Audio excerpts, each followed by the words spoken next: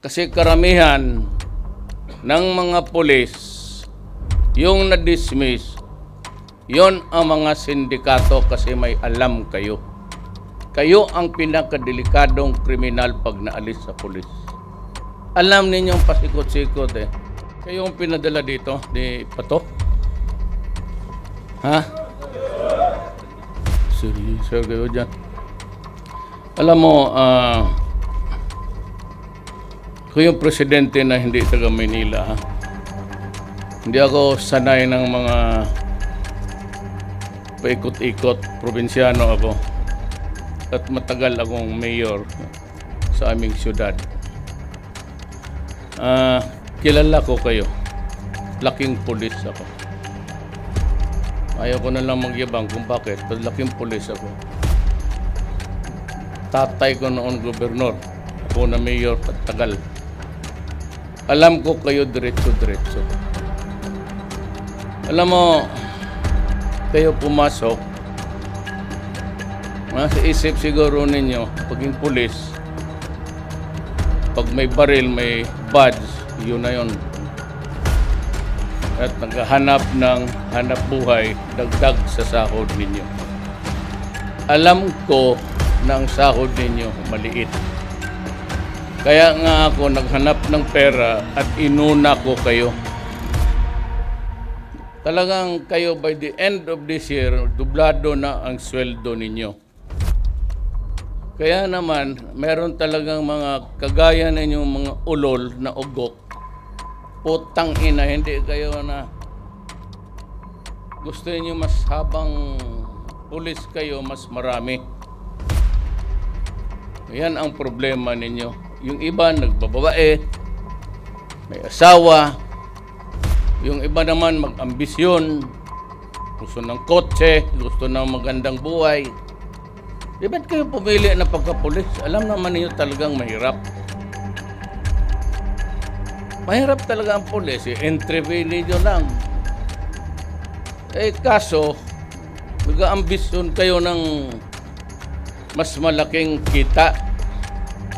Kunin nyo dyan sa mga vendor, sa mga driver, kung anong kaputahan, magkapera lang.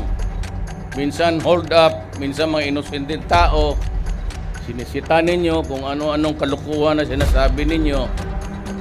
Yung makita ninyo yung mga nakaparking dyan, babae at lalaki, naghalikan lang, huli ka agad. Yung pakialam ninyo.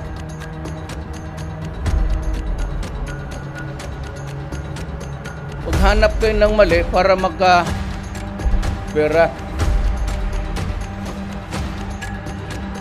Gusto ko ihulog ng putang inang Pasig na yan. Pero wag na lang kasi itong human rights, kung anong nakikita naman sa buhay ng isang taga-gobyerno na gustong disiplinahin kayo. Gusto ko palinisin ko kayo ng magbalik kayo dito, mag-swimming trunks. Linisin ninyo yung Pasig River. Inumin ninyo kasi madumi. Yang bata pa naman kayo lahat. Kailangan ko ng pulis sa South. Kulang ang pulis sa Basilan kasi maya't maya pinagpaputok-putok yung mga istasyon doon, ubos. Kayo, lahat, ngayon nandito. Kasali kayo sa task force sa South. Padala ko kayo sa Basilan. Tumira kayo doon ng mga 2 taon. Kung lumusot kayo buhay, balik kayo dito. Kung doon kayo mamatay, sabihin ko sa pulis, wag na maggasto na para dalhin pa kayo dito. Doon na kayo ilibing. Doon ipakita yung kalokohan ninyo. Hindi ako mag-retraining. Anong i-retraining ko sa inyo? Putang ina, tapos nag-training ninyo araw-araw.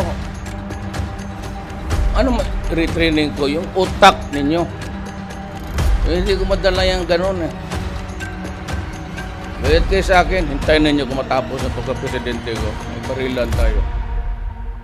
Kala siguro ninyo na let's check papatulan ko talaga kayo. prepare to move out.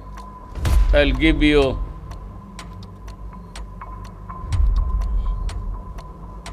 2 weeks from now, 15 days. Ano na kayo, start to move out. If you do not want to go there, go to your superior officer and tell them that you are going to resign.